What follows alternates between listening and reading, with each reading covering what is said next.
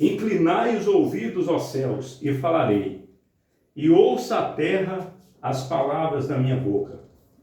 Goteje a minha doutrina como chuva, destile a minha palavra como orvalho, como chuvisco sobre a erva, como gotas de água sobre a relva. Porque apregoarei o nome do Senhor, engrandecerei o nosso Deus.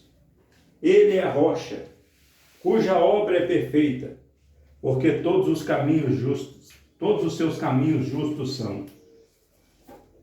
Deus é a verdade, e não há nele justiça. Justo é, reto é. Justo e reto é. Olhe para mim um pouquinho. O que nós começamos a ler aí agora é um cântico. Se nós virmos um pouquinho antes aí, ó, 31, no capítulo 31, versículo 19, na mesma página, o versículo 19, aí ó, o 19, na mesma página, Deus está dizendo para Moisés assim: agora, pois, escrevei-vos este cântico e ensinai aos filhos de Israel. Então, o que vem no 32 aí é um cântico. E é um cântico muito prolongado, por sinal. Porque ele vai, ó, são 52 versículos. Então Deus mandou Moisés escrever o cântico. Deus deu o cântico para Moisés, a letra. Deu a música, com certeza. E disse para Moisés: ensina o povo esse cântico. O povo está sempre cantando esse cântico. Você sabe que às vezes uma palavra a pessoa esquece com maior facilidade, mas uma música é difícil de esquecer, não é? Porque você vai cantando, ouvindo, daqui a pouco aquilo ali fica na sua cabeça, você sabe a música até de cor. É mais fácil você gravar uma música do que algo que alguém te fala. Então Deus, na sua sabedoria, ele deu ordem para Moisés escrever um cântico e ensinar para o povo de Israel. Por que Deus fez isso?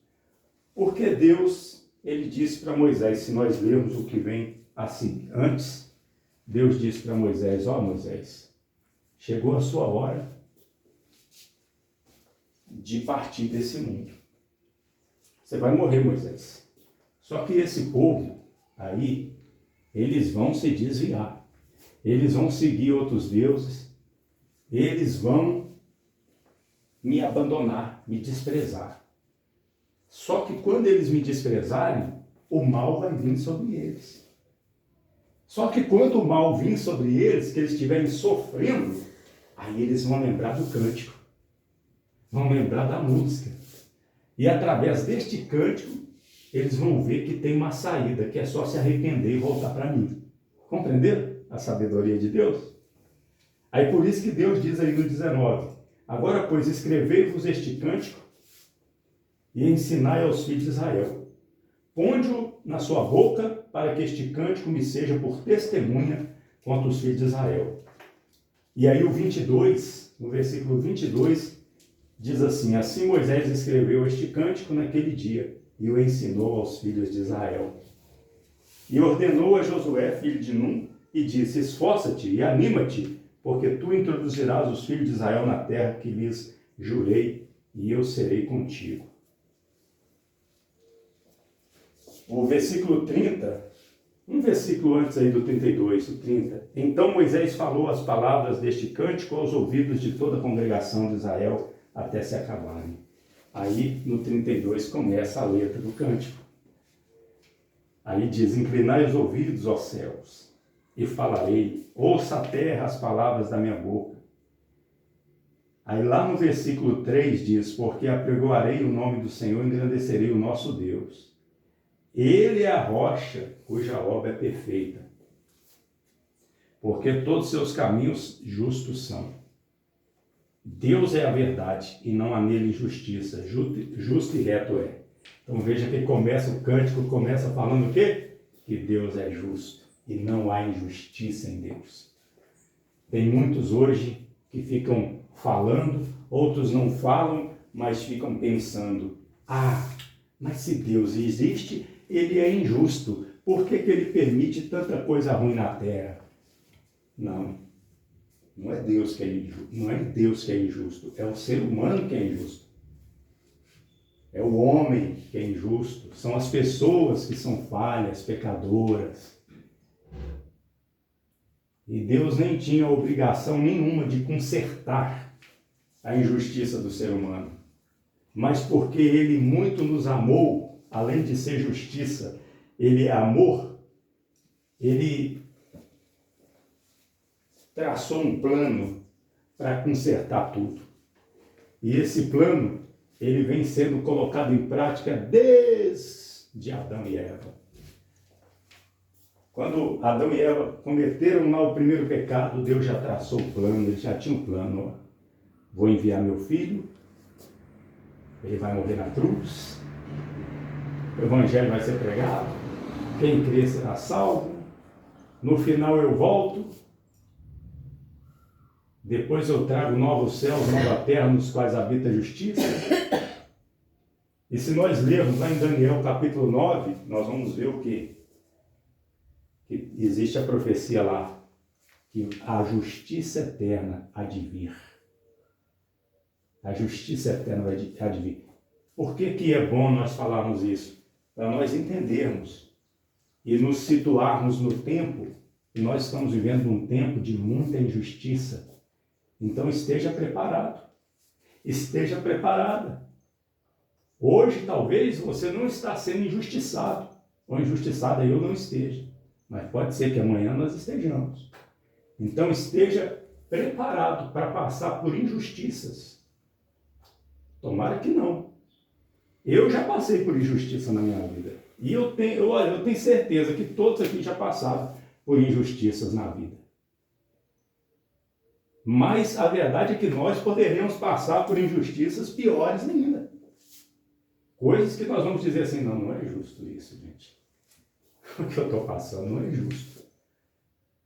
Enquanto a pessoa está passando por injustiça, ela chora, ela se desespera. E se ela não tiver consciente aonde ela está e o que tem que fazer, se ela não tiver unida com o Deus justo, esse Deus justo aqui, aí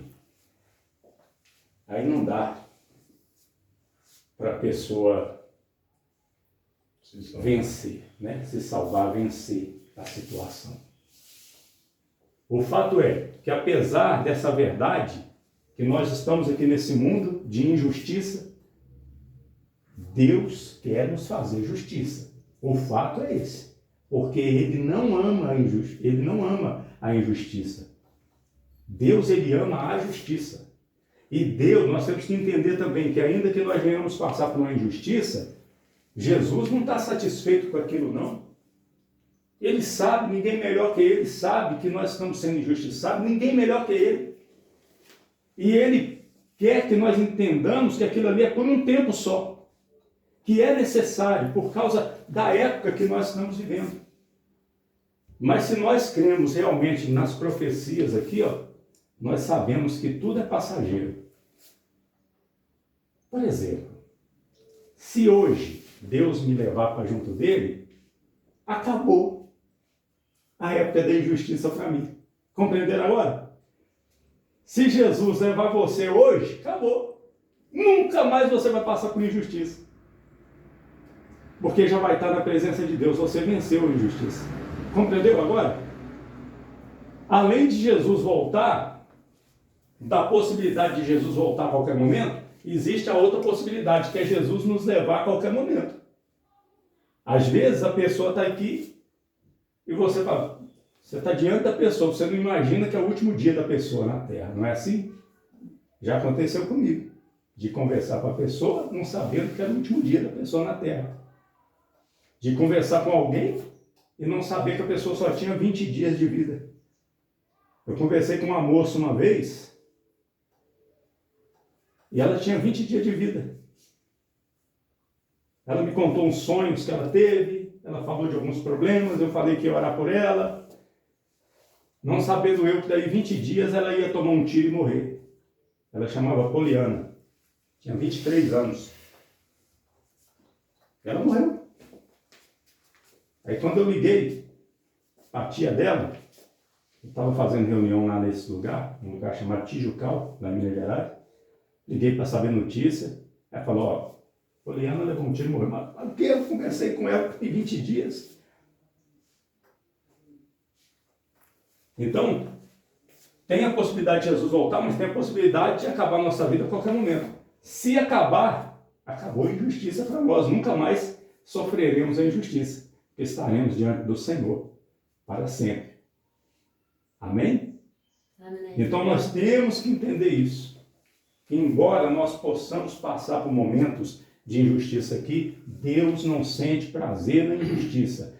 Nele não há injustiça. Ele não está sendo injusto por nós passarmos por injustiça. Ele não está sendo injusto. Compreenderam? Porque existe algo maior acima de tudo que precisa ser resolvido. De repente ele estaria sendo injusto se ele não dissesse assim, ó, digo-vos que depressa lhes fará justiça aos seus escolhidos que a ele clama de dia e de noite. Se ele não mostrasse uma solução, se ele não dissesse, tudo bem, meus escolhidos, aqueles que têm fé, estão passando por injustiça, mas eu vou deixar assim para sempre. Não, ele diz que vai fazer justiça aqui na terra.